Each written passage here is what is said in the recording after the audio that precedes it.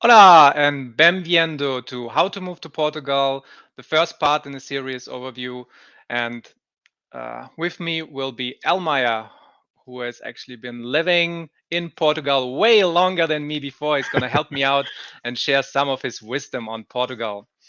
Hello to you, chat, as well. So we will start with the sheet here, the presentation. I will go through some pros and cons first. And after that, I will tell all the individual steps on how to move to Portugal, what you have to do. And then in later videos, I will go really deep. I will show you what forms you have to fill, what offices you have to visit, what things you have to bring, what you need. And then hopefully, if you like it, you might want to move here. So I would say the probability is high that you like it. Very high. Yes, it's a great country to come here. So first we go on pros and cons. And as you saw in the intro and as well in my background, the weather is very mild here. Even in the winter right now, it only gets to like 10 or 15 degrees and it's still super sunny. While in the summer, it gets up to like 40 degrees and it's super nice here. Clear sun, great weather. Well, it can go a little bit lower in the center regions, not close to the ocean, let's say. And those are the regions where it gets hotter too in the summer. But if you live near the littoral, it's like between 10 and 30 or something. Sometimes a little bit more. Yeah. Especially if you go to Algarve, that's it. Yeah, in the south, obviously, you'll get like closer to Africa and all the winds and everything. Yeah. And even today, it's like deep in the winter, and you have like 12 degrees just now. Yeah, Celsius. Basically, you can run around in a t-shirt and in short pants outside. Yeah, I'm in a t-shirt. Yeah, so yeah, yay! So. And then, obviously, what most people move here for, probably out of the crypto space, low taxes. And specifically, there is a possibility of 0 crypto tax possible, which is very nice. So, yeah. I would say that low taxes, if you're not a normal worker here, because our actual income tax might be a little bit higher than other countries. But if you're a foreigner moving here, you have a fixed rate for at least 10 years. And that way it's a lot lower. Yeah. So then the next pro is there is high English proficiency. In comparison to any other country, it's the most English speaker that I've found here in any, like in a hotel, in a normal store, at the dentist, at just the pharmacy. Most of the people here do speak English, and especially the younger generation. And you told me just the other day about that, right? Yeah, we have English from early in school. All our videos and movies, except for really young kids, are all subtitled, so we are used to listening even to in the theaters. Language. Yeah, even in the theaters, all subtitled, which helps. We have a lot of tourism here, especially if you live in a major city, which also helps because you have to interact with multiple nationalities and mostly the common language is English, and so those are the main reasons why we have a high proficiency here. Yeah, We it's have really our great. own accents, like you probably hear mine, but that's natural. Then there is the low cost of living. It's very affordable to live here, especially if you come from a place like Berlin.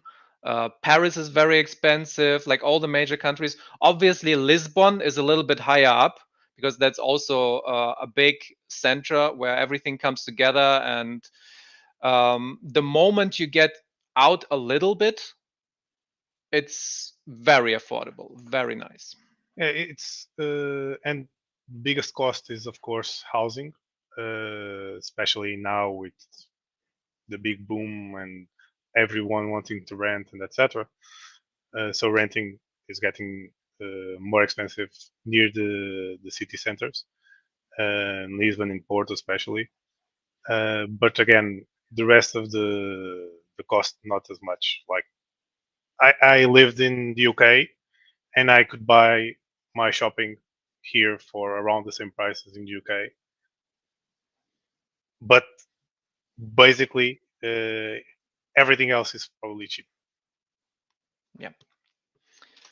And then we got a very friendly and relaxed attitude, especially on the roads. What I noticed immediately when I came here is like people are friendly, they say hello, everybody's super chill and down to earth.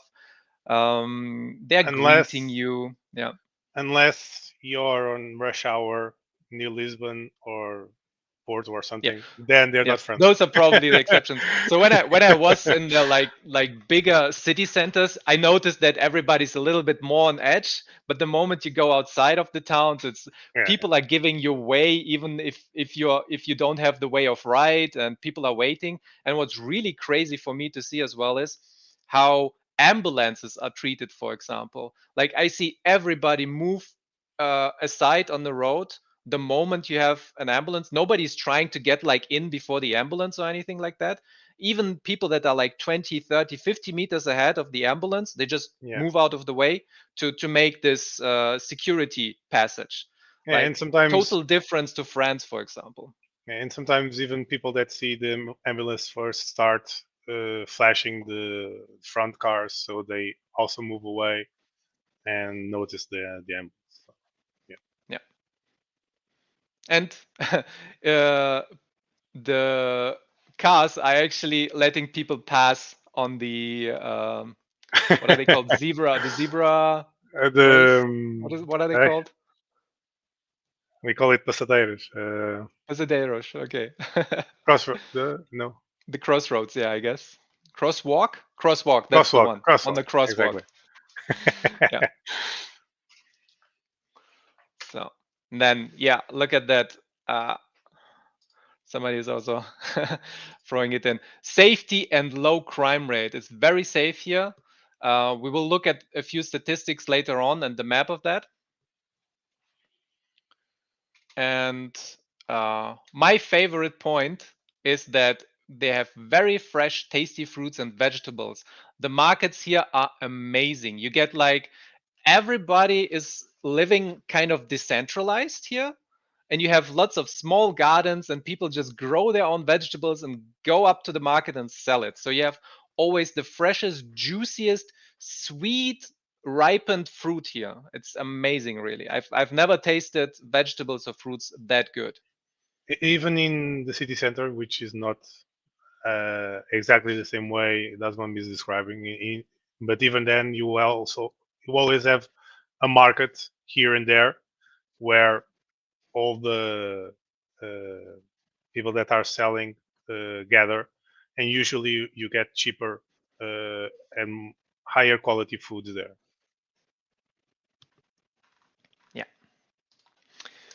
So now we're going to go into a little bit of the cons, and those are starting with Oh no, sorry, I forgot one. Fresh fish and seafood, which is the same as the fruits basically.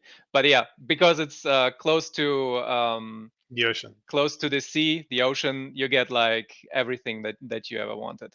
Yeah, and we are one of the countries which has a bigger coastline in Europe, so that helps. Yeah. Okay, and now we got into the first con, which is paper bread. As somebody coming who lived in Germany and in France, that was a big change. Like you don't have the really like hardened, dark bread that I'm used to in Germany, and even the baguette or the pâtisserie that you have in France. So you there is a little bit of a We usually period. complain about True. the same thing when we go to France because we only see baguettes and nothing else. Uh, but it depends on where you The go. baguette If is you not go even the best thing. Tradition, this is where it's at. but if you go usually to local bakeries, they usually have more types of bread, and the bread is not as flimsy or papery like you mentioned. But in general, the quality may have been going down, especially in supermarkets, because it's all trying to produce more and more and more. So we noticed there. But if you go to a traditional bakery, you usually find a lot of good bread and some traditional bread, even which it's made with corn and things like that. Quick side Like question: broa Do de we milha. have beans in Portugal for the bread? You have the bread and then the beans on that. You have all the beans you want on the market, fresh beans, You have beans, cooked beans in beans. cooked Uh, beans. Yeah, there's lots of beans here. yeah, we don't eat it with the bread. Okay, Oh, so you we are don't? not. Okay. No, What is we are it? not like Feijão, right? those guys up there. Yeah, feijão. Feijão. Yeah. But it's not custom to eat it with bread. The best thing the best meal that you eat with beans is probably feijoada, which, like the name implies, is made with feijão and a special kind of bean, because we have a lot of different kinds of beans. Not like when I went to the UK, they had like those canned beans, and it was only that type of bean that I would saw, the normal for them. But we have different kinds of beans.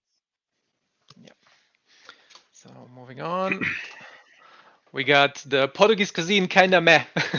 I don't agree. This is the point where I completely disagree with this bomb. So Yeah. So what you do have a lot is actually the you have to say it. What is it called? The meal of the meals here in Portugal. How do you pronounce it? no, it's a traditional meal from the Porto area, which is francesinha, which is Francesinha, basically yes. little French girl. That's a literal translation. But it's typical from Porto. Yeah. Of And there course, is everything in it. Like you got the bread, you got the pork, you got the beef, you got the sausage, you got an egg on top. It's like everything mixed together and then all delivered with a sauce, creamy. No, not for me. but that's like one dish. We One have dish, yeah. multiple dishes, Mm. especially if, towards the south. There are a lot of pork dishes that are really nice. You also have, but I know that one doesn't like pork very much. That's why he complained. Uh, also, very like an abundant way to make the cod, traditional ways from different areas of Portugal. One of the things I like most in Portugal is, even though it's a very small country, it's very compact. You have different traditions in different areas and different climates in different areas, and the dishes also show that. Yeah, it changes. And probably the closer you get to the coastline, then you also get like more fish dishes and so on. And the farther you get Yeah, out, of you get course. more pork and beef and so on. And I have to say though, the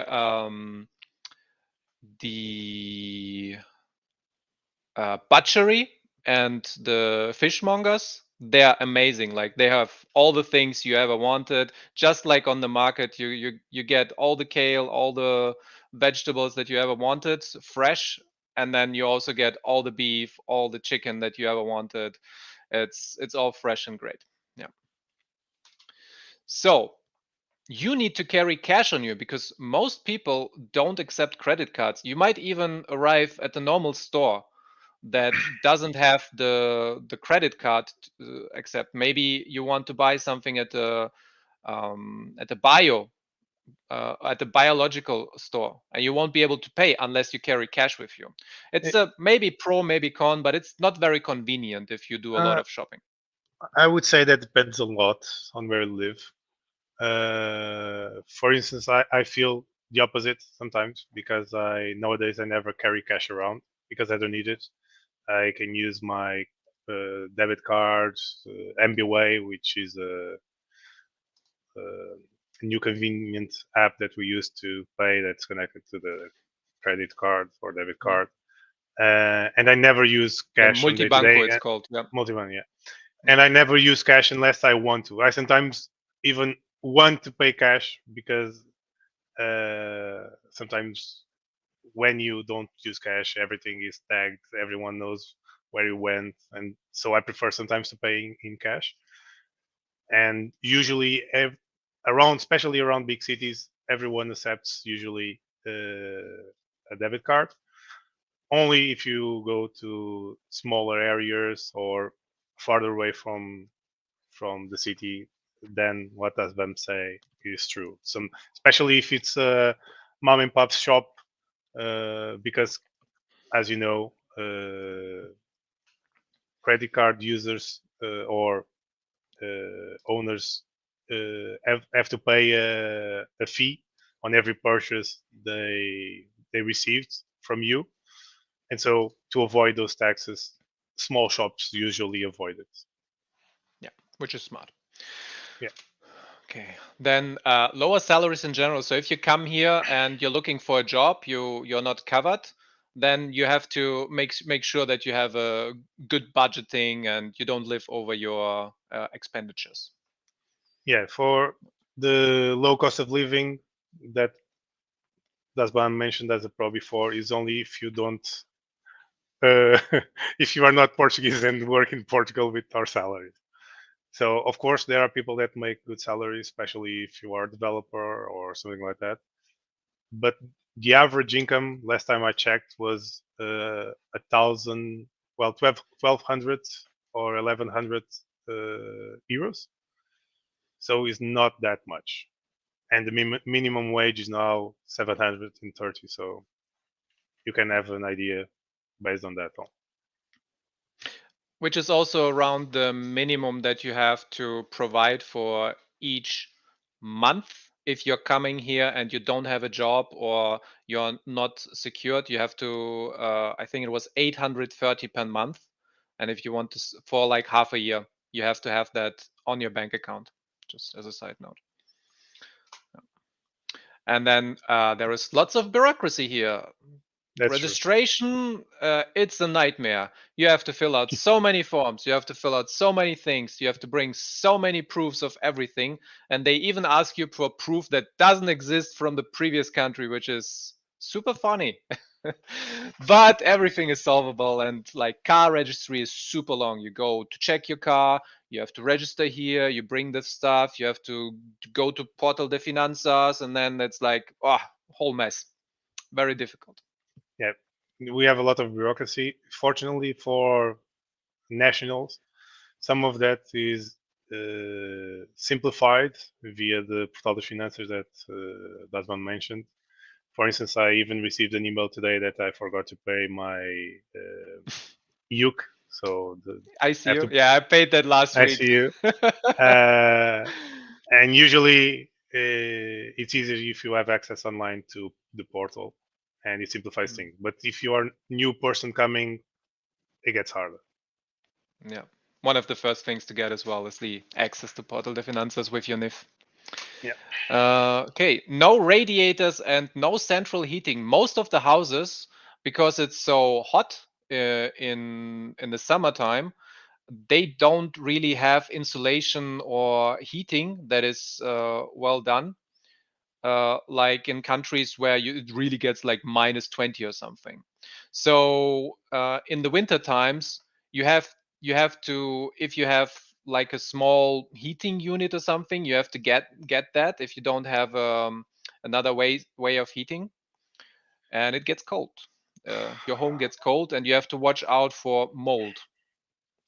Well, I would say that it really depends if the house you're moving to has old construction or not, because newer houses have uh, uh, insulation which is a lot better nowadays. I have a fireplace in my house, and I live here for more than 3 years now, and I never use it because I don't need it. I have two air conditioning units, and I never plug them in because I don't need it because the house is well insulated enough that I won't feel the need. Right, I'm here like this in the middle of the winter, and I have absolutely no cold.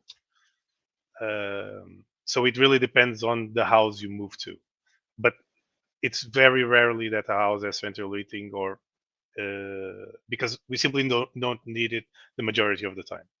So Yeah, most people will that's true. usually just buy a small device if they really need it during the winter. Yeah. And if you have air conditioning, those can sometimes heat too, but you have to Yeah, be yeah. careful with that. You just because if you're coming from like Germany, every house, every apartment, they all have radiators in front of the windows, and then you get like the circulating air. You're very well insulated. Didn't see not one single heating unit here. Most of the apartments have like the air conditioner type. So I'm actually plugging in my fan because I'm too hot. So And it's winter right now. and it's winter. The PC is heating the room. Yeah. So you only Okay, need to yeah. buy a Oman PC, a Oman laptop, and it keeps you hot. And the low insulation helps. It helps in summer though. It's if it gets cold, you get colder. But yeah, it is what it is. And then wait times for public healthcare are apparently very high. I didn't have to use it yet, but I heard big stories about it. Maybe you can give us some more insight real quick about it. What is your definition of very high? That's More than the 10 minutes. How about that? oh well. If you go to the emergency room, especially in the winter where you have more people going to the emergency room, it can take a few hours. I actually used the emergency room, unfortunately, like 3 times last year. I was always taken care of, always paid nothing, always left with the full treatment, full drugs that I needed. Uh, Even when I broke my foot, they put the cast on, no questions asked. Ouch. Everything was done for free, basically. Um, and of course, I had to wait like sometimes 5 hours to have the complete uh, the process being taken care of. So I took taking the X-rays. I took multiple X-rays. I went to the doctor twice. One of them to check first, the other to put the cast, etc. So it can take hours, but unless you want to, you never leave without the treatment. And in my personal opinion, that's what's most important. Yeah, at the end of the day, sure. Okay, and then the next point. There is limited delivery, for example, for Amazon. You can, so there is like, for example, no Amazon Portugal. What you have is the Amazon Spain, and you can order Or some of the Germany, things just, or Germany or France. They sometimes deliver to Portugal, that but not all of the products. So you have to like pick and choose. I want this type of product, but they don't deliver, so I'm gonna find another vendor that does deliver, and maybe it's a little bit more expensive. So it depends. You can still get all the stuff that you need, but you might have to search a little bit longer.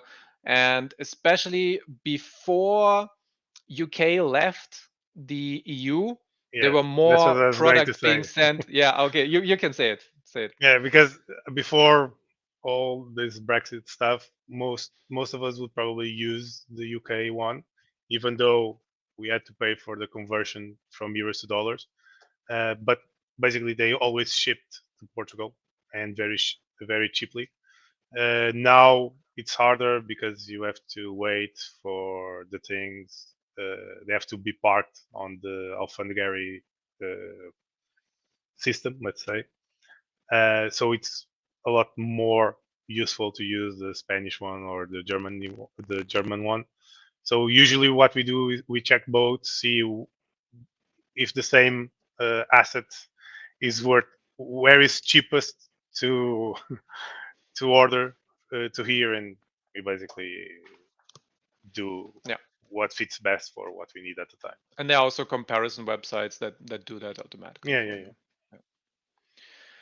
And then, very important point for me, the internet is rather expensive, and I was used to, especially, I'm not sure how it is in Lisbon though, because I'm not in Lisbon, and I assume it's a little bit faster and cheaper there because it's more people and more competition. But I was used to like a gigabit for like 15, 20 euros. But all the stuff that I saw was 500 megabit for I think 40 euros. So it's rather expensive in comparison to other cities that I've lived in. I had a different opinion before you told me about it, because the prices have been going down. The only time that they may have It's even gone more up expensive. was, yeah, the only time they went up was probably during COVID, which the prices increased a little bit. Unless you had a package before that and you were able to refresh it. But for me, I don't feel it's too expensive. So I can tell you that I have 500 megabytes of download, 100 of upload, the TV box with 200 channels. I have 3 cell phones included with infinite messages and 20 gigabits of internet, and I pay 80 euros. So I don't feel it's too expensive for what I get, but I might be In biased. Germany, there's free internet, somebody says. Yeah, Yes, so I might be biased depends on the towards country. it, but yeah. Yeah. Okay. Well, that's the quick points. And now, what do you have to actually do when you move to Portugal? And we're going to start with the very, very obvious, which is packing, moving company. If you're using that one, um, get a van, making an inventory list, and get ready to move. So the next one then, which you can actually do from your home country, is get a NIF, which is the Número Identificado Fiscal. It's your tax identification number. Did I say Yeah. it correctly? Número de identificação fiscal. Yes, that one. Close enough. And with this, you're gonna go everywhere. You need it for all the registrations. You need it for your car. If you want the tax redux, you need that number. Even when you go to a convenience store, you can hand it out, and they're gonna put it on the tab. If you buy, I don't know, bread or something, you put it in there. Yeah, basically Um, you can have some IRS rebates for your shopping up to a certain limit, and for your healthcare and etc. That's why usually you can give it in the shop for them to basically give you that rebate at the end of the year. And because you need it for everything, the best way is just to get a lawyer that's gonna register everything for you way in advance. You can get it like 3-4 months before you even move to Portugal. Like I said, I'm gonna go into more details in the next episodes, and the cost for that is usually just 70 to 200 euros based on where you get it, and it's really quick and easy to just have it in advance. Because, for example, you need it to have an apartment, a bank account, all the things. Yeah. And then the next thing is you should, if you're a European citizen, is get your European health insurance card before you move out. And because you have to request it, I think it was 15 or 30 days before you In leave the advance. country. So you're still insured and you can get coverage in Portugal, in your target country. Hmm. Yeah, but like we Then mentioned before, the public health system in Portugal is mostly free. You sometimes pay how do you call it, a moderation tax, so that people don't abuse it. But it's negligible. just a quick return to if outside the EU like UK, it's harder to get NIF apparently. It's still easy if you do it with a lawyer, like a legal representative with one of the services that are online. It's pretty easy. And what Gaza But said, it's super easy to get. Just go to the office and get it as the same day. That is, if you are already here, like on vacation, or you're checking out the country, you can actually go to Portal de Finanzas, ask for and one, request and it's a 10-minute thing. You go in if there is no waiting line, and you come out with a sheet of paper that says this is your NIF, and then the number is on it. That's right. yeah. The UK process is harder now. I know someone that has been working in Portugal for 3 years, paying the IRS, but she still has some difficulties, exactly because she's from the UK and we had this whole separation from the European Union thing. So it's harder now. A little bit, yeah.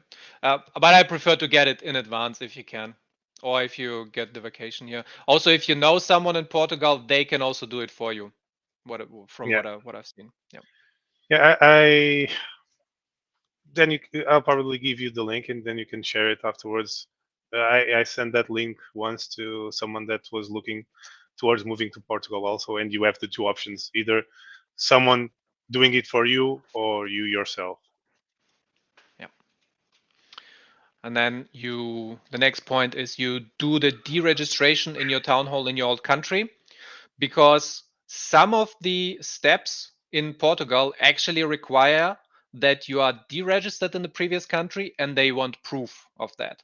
So you need to have that paper already ready, because if you move to Portugal and didn't do that, you either have to like travel back home or pay a lawyer to represent you in the previous country, because some of the countries require that you are actually present or have legal representation before you can get that paper. For Germany, for example, it is like that.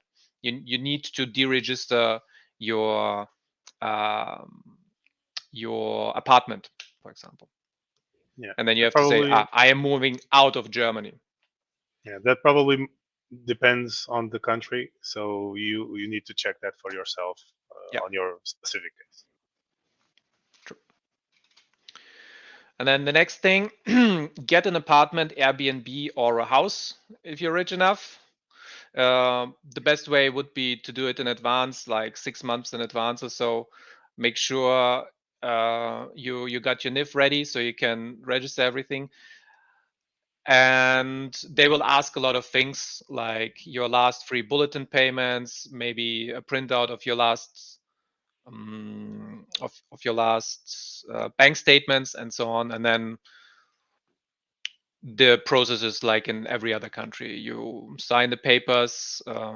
I personally made an arrangement for me that I prepared everything in advance, and then the day that I came to Portugal, I just signed everything, visited the house, and it was all good. Yeah. So the process is probably the same as any country. Sometimes people are more restrictive here, especially because we have a lot of immigration and a lot of people trying to rent houses. So sometimes the owners are more specific on what they ask for and how many payments in advance and etc. And you can play with that to get better conditions or guarantee that you get the house. So usually the easiest way is to use a consultancy agency in your in the area on that you want to move forward. Small Yeah, plug the biggest if one you is Remax, for example, yeah, Remax or Century and 21. Century 21. Yeah, Yeah. So small plug if you need. I'm in the business, so let me know if you need yes, anything. everybody's just DMing now. Watch out for scams. Don't share your seats. people. No, Don't no, share your no, no. private keys. I know don't need them for the renting. Yeah, but it's a fairly normal process. I believe it's the same in any country. They may be more, how do you say, reserved and ask for more stuff just to guarantee that everything's okay. Especially if you're a foreigner and don't have anyone here that can vouch for you or have a guarantor. But other than that, the process is fairly simple.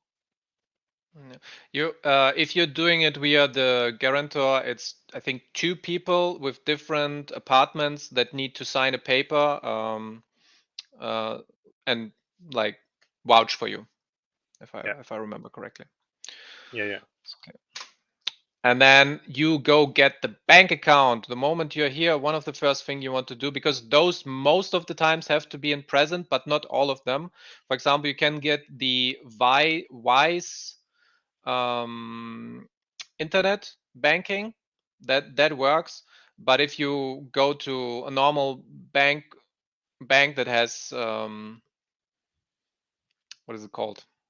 Offices. If they have offices, Headquarters. Yeah.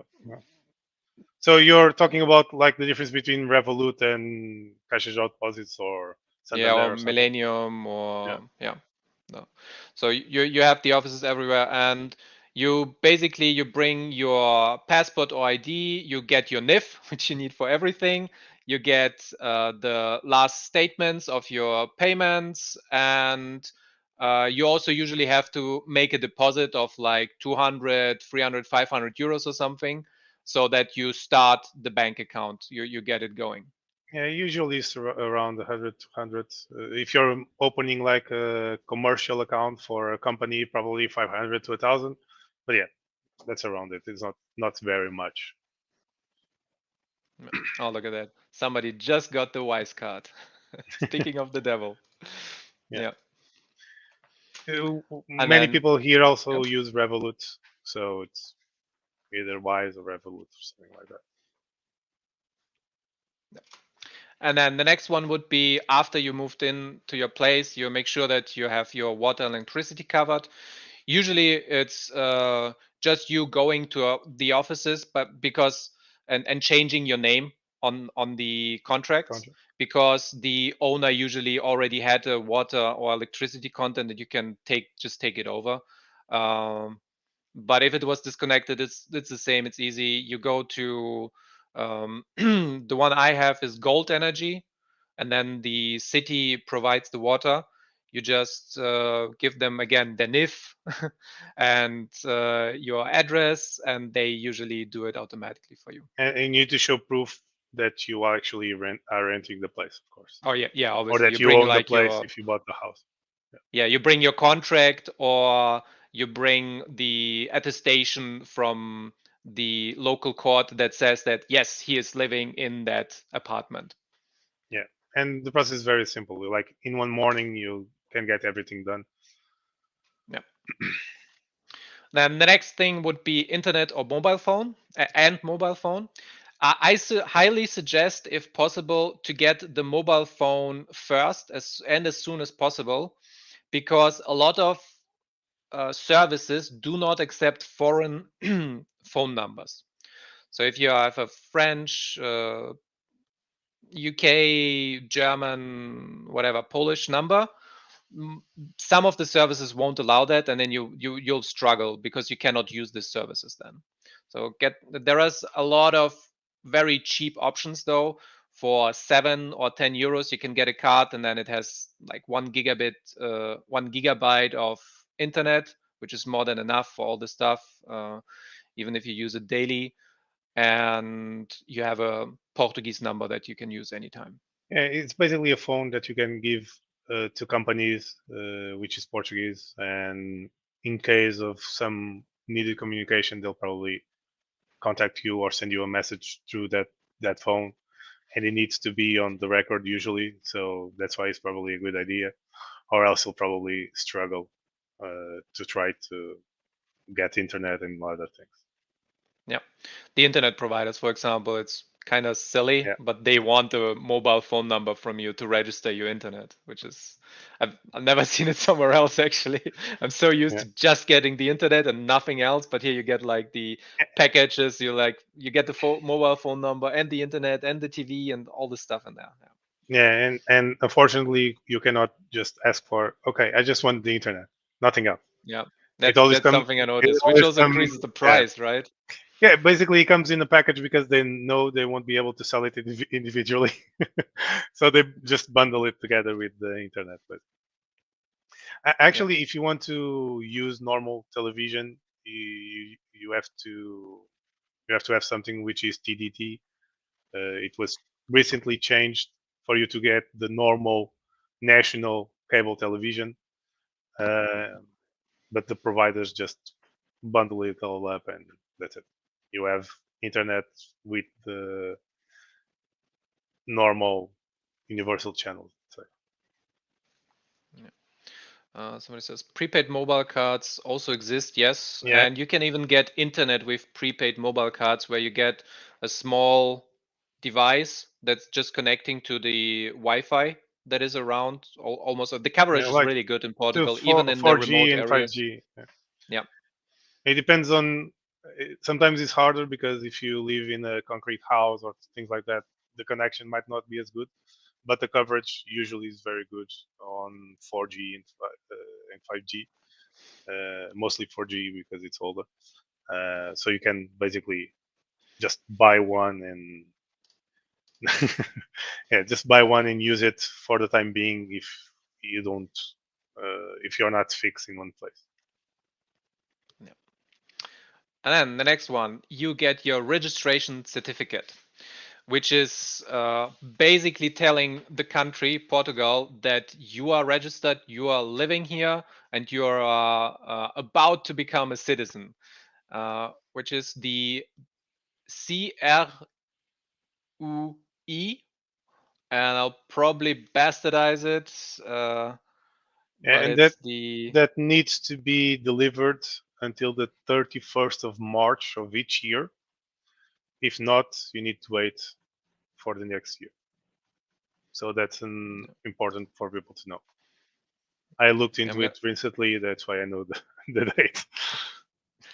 I'm gonna say the name real quick. I'm gonna read it. It's the Certificado do Registro do Cidadão da União Europeia, which you can get. And it's depending on where you come from, obviously. So this is for the European citizens. And then if you're coming from America, farther away, it's a little bit different process. You have Yeah, your you have to take care D7 of the visas visa. and Yeah, golden visa, and like it's a little bit different. But I will go in more detail in the follow up streams on that. yeah. Yeah. You always need to take care of a visa, and usually, for instance, if you want to move from the US, it's always best to contact actually a lawyer or a company that works specifically on that. Yeah. And then the next one is the Scharfmodell Digital, which is a very nifty tool set up by the government where you register your phone, you prove with your ID and again with your NIF that you are registered on a specific mobile number, which, funnily enough, can be a number that is not Portuguese. So you can register with your UK, your French, your original number. And then what you can do is you can schedule appointments, you can verify yourself on different government websites, and it's like, yeah, it's a digital key to prove that you are the person that is That you say trying, you that are, you're like a basically. unique, yeah, who you are, basically, yes. Yeah, and usually sometimes if you want to contact the the state via the information or to get more information other than the one that's in Portugal de Finanças or to clarify some information, they sometimes require also another key for telephone use, basically, for you when you call them to be able to prove that you are you. For instance, if you are taking care of something in social security, then you have to introduce that key in order for them to know they are talking to you.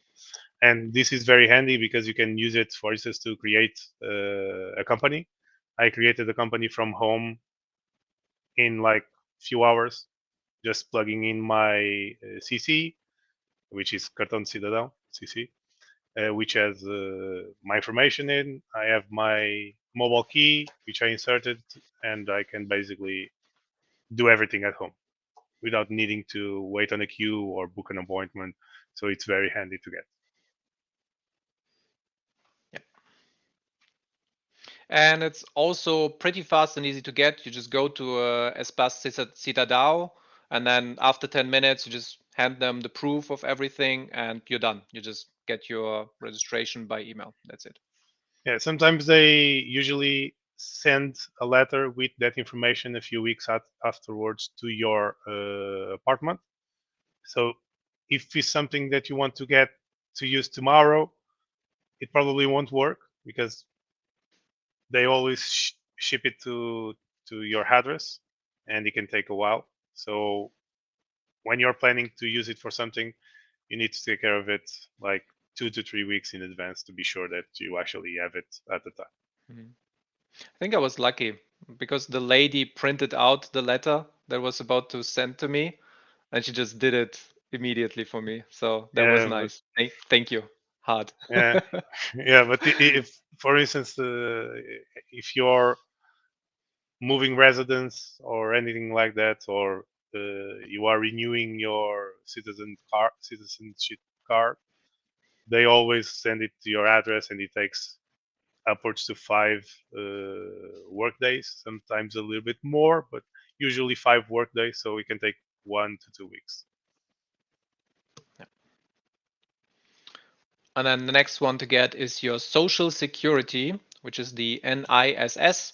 And then you can also get the optional checkup if you want. They're just checking your health, making like the usual. They um, actually here, yeah, they check your blood pressure and so on, make sure that you're all right. It's also very easy. You can actually use the Scharfmodel Digital to make your appointment with the SIGE website. SIGE, how do you pronounce that? We normally say social security. Yeah. Okay. It's SIGA. And SIGA. the SIGA, yeah. You make the appointment, and usually within like 10-15 minutes you got your social security number, you provide your proof, you get your NIF out again for this one, and then you get it. Yeah, you basically need to walk around with your NIF all the time and Yeah. for everything. Yeah. And then the next one is the SNS Utente, which is the public healthcare that Elmaya earlier talked about, where you just go, you get free healthcare, and you're covered. And you can use your yeah. European healthcare card, of course, also in the public sector for the public healthcare. But it's all, if you're living in the country for longer periods of time, you should probably get this. Yeah. It takes roughly a week as well to get it. You just show up in one of the hospital, what is it? Centre de Saúde, I Centre believe it's Saúde. called. Saúde, okay. Yeah. Centre de Saúde. You bring your proof again. They will ask for actually copies, not the originals, of your passport, your European health card, and some other stuff. You give all the files away to them, and then a week later you can come back and they will give you a sheet which has your information, and you attend a number on it, which is the public health number. Yeah.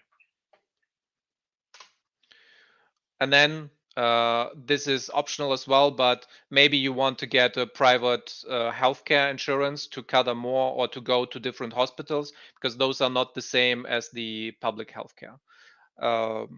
Depends on your personal needs. Yeah, there are some good private healthcare insurance that secure the basic, or some if you need some quick operation, they also cover some of that.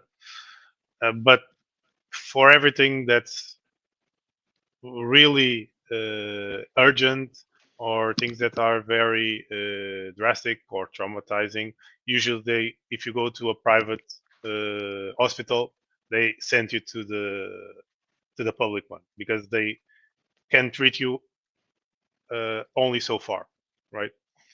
So usually the ultimate line of defense is the public sector.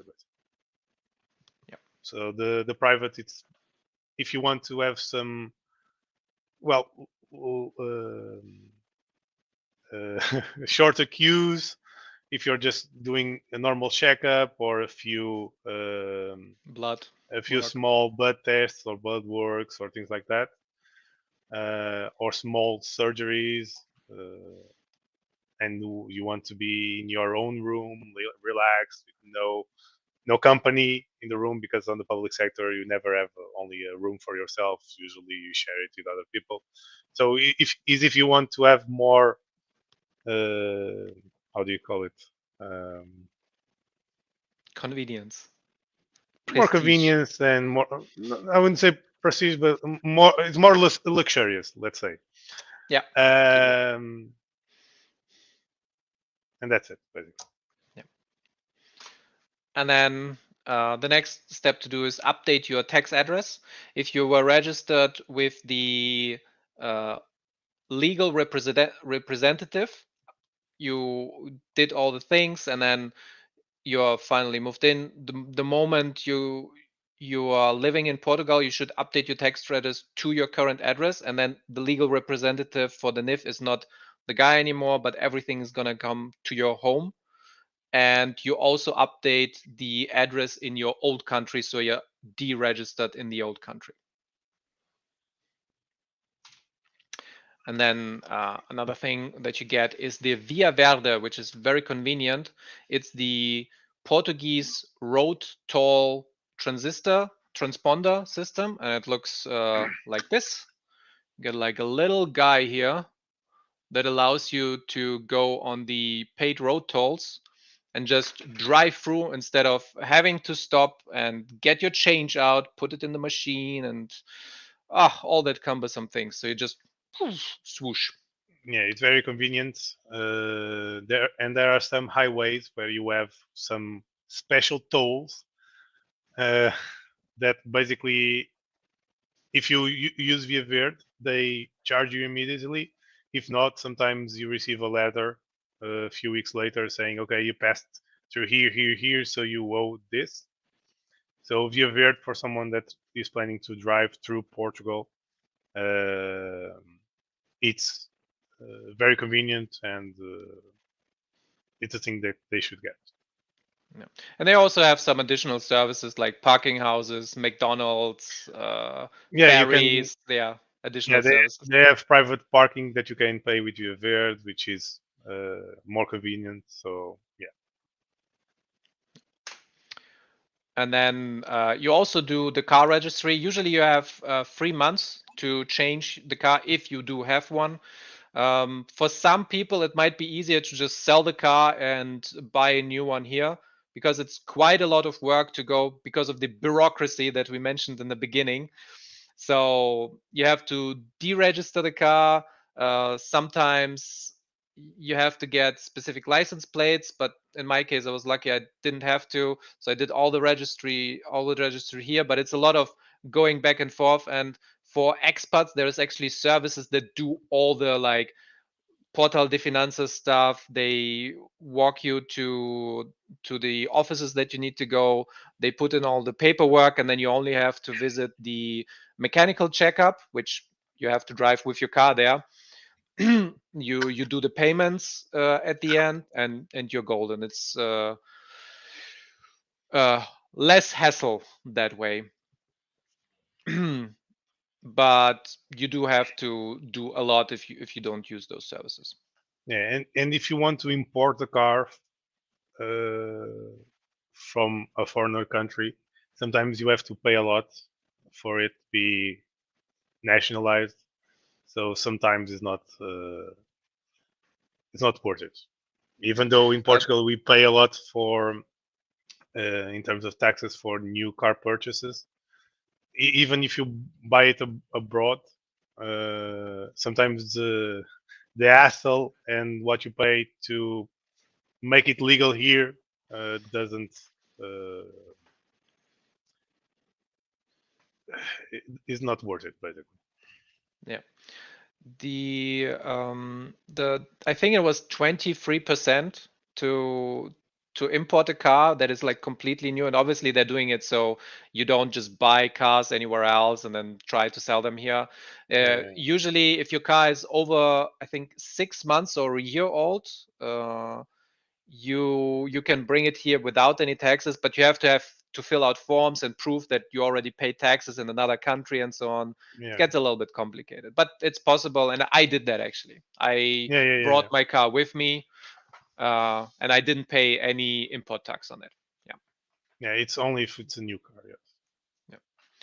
And then obviously you get your car insurance, which is quite easy. You just go to your bank, they offer it, or you go to one of the many offices that offer insurances. And there is even some services that offer insurances for expats in English, in French, in German, and it gets everything. Everything gets done for you. It's quite easy. Yeah. I was actually surprised how much less I paid for the car insurance here.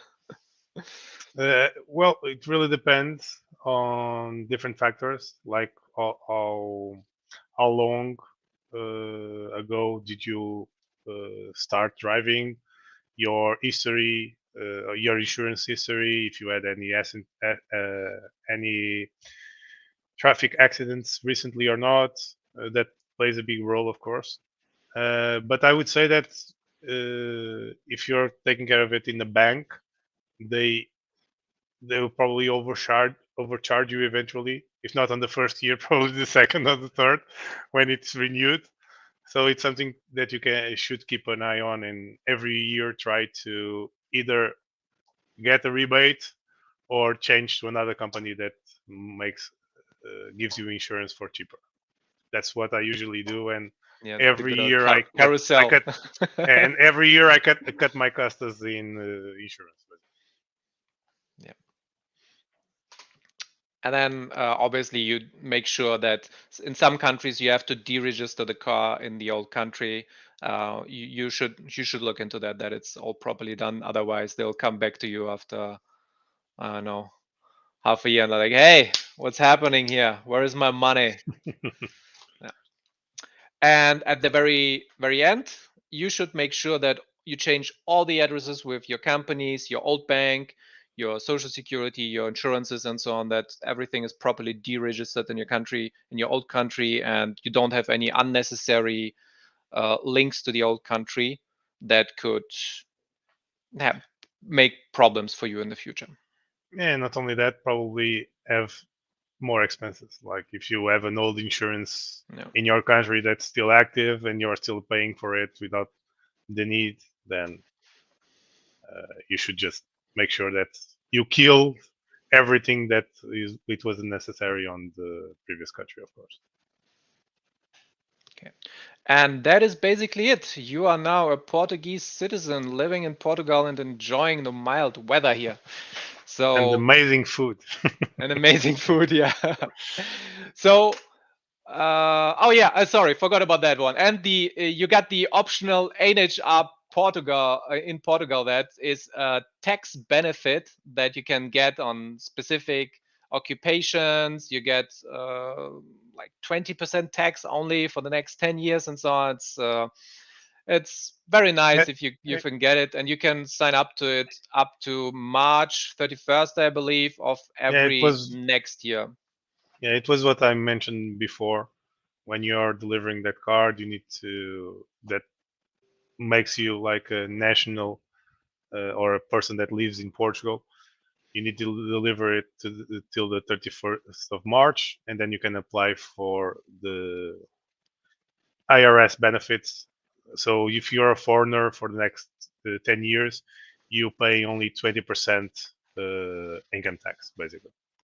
Yeah, and there are some rules with it, like you cannot already have lived in Portugal before, obviously. Yeah, of there course, is some there's things limitations. to watch, and yeah. limitations. Yeah, but usually it's then 20% for the next 10 years, and it doesn't matter how much you earn, basically. And if you are a retiree, Yeah, and if you are a retiree also coming to Portugal, you pay only 10% basically for the same time. Yep. So, and then to finish up a little bit on this one, you have all the resources, this presentation, you have the public Google master sheet, which I'm gonna uh, show you in a second, but it has all the links to all the information that I personally looked up and researched and used for myself when I moved to Portugal. It has a Gantt chart that's going to help you with all the steps. I'm going to show it in a second, and I'm also going to be expanding on that in the future. So in the next videos where I'm going just to talk about the NIF, I'm going to add an extra sheet in there, which is all the NIF information and where you have to go, what you have to do, all the nomenclature and so on. There is also the Europe Crypto Tax Overview Google Sheet and the video linked in the description. There is the OECD Live Index, which helps you decide on how to compare the countries where you're from and if Portugal is maybe a good choice for you. And if you have any questions, my contact is at bpk-baum on Telegram and Twitter. And I actually made this sheet before I knew that Elmaya was on here. So it's at Elmaya in Telegram, and I think at Elmaya_PT, right? Yeah, in Twitter, yeah. On Twitter, yeah. So thank you very much for being here. I'm just gonna so far, and what we're gonna do now is I'm gonna show you the sheet that I have prepared for you. That if you do want to move here, let's see. Quickly.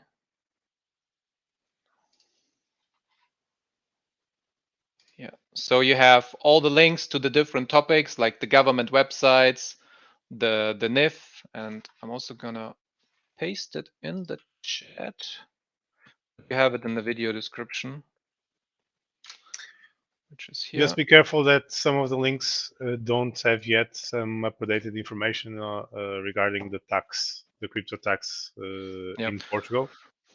That changed a bit for this year, so it's good to be aware of that.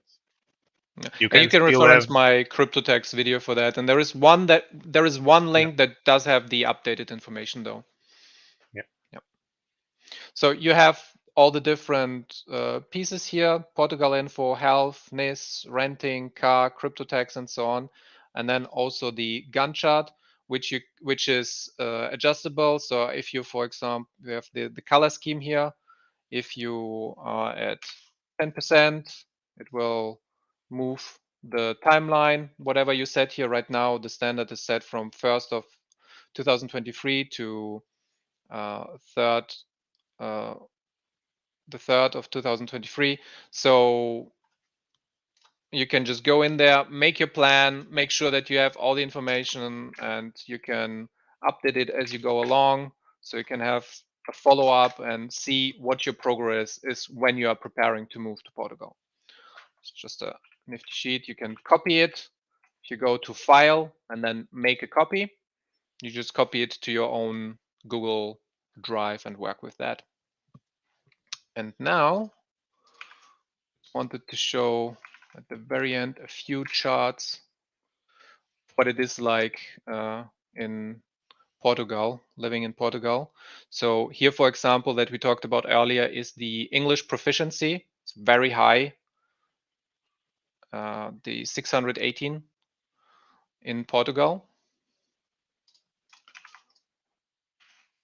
We got the cost of living, which are good above the average for being low in Portugal.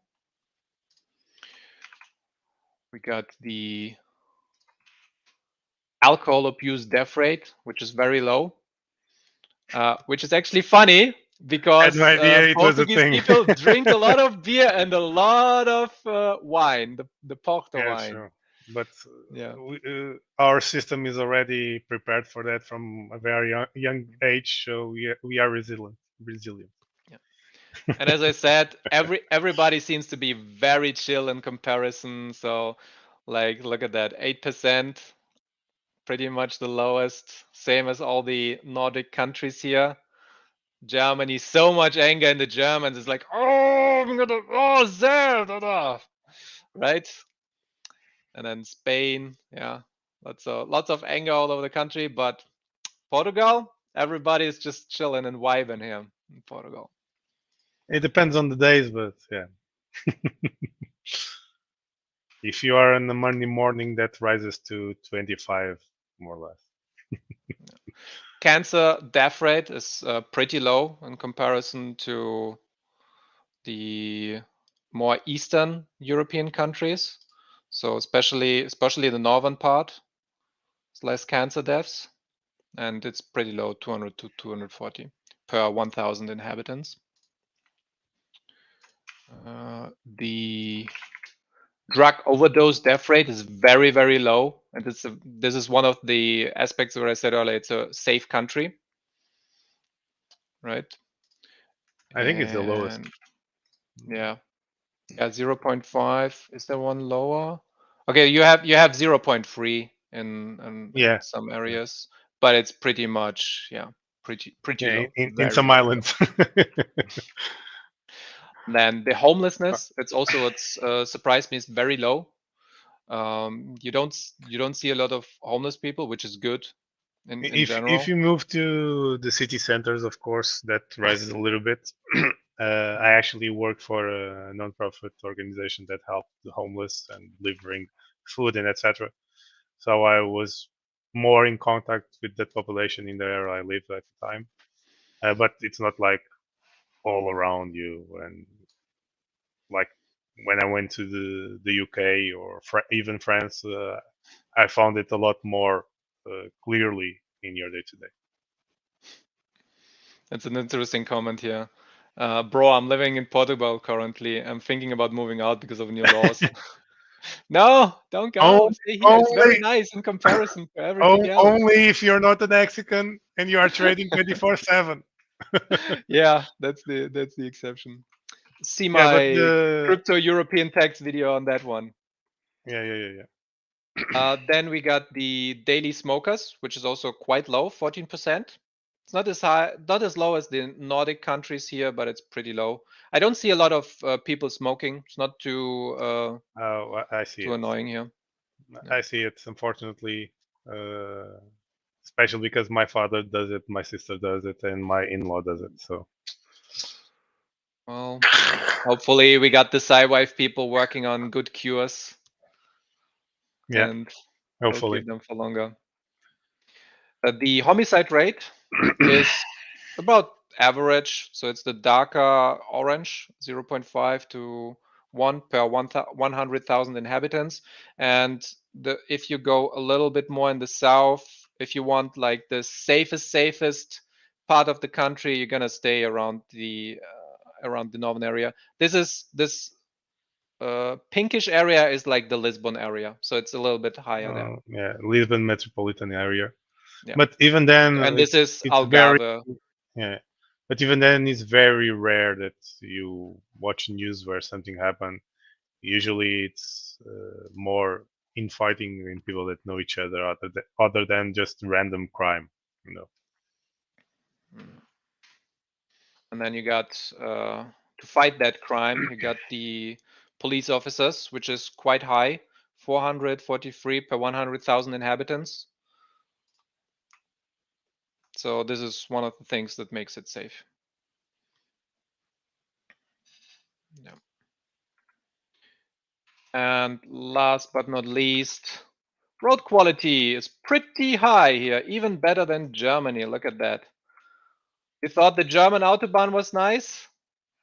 Now Portugal is going to take it away.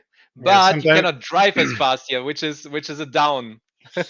So you're only limited to 120 kilometers per hour. In Germany, you can go as fast as your car drives, basically. But you can push it to 140.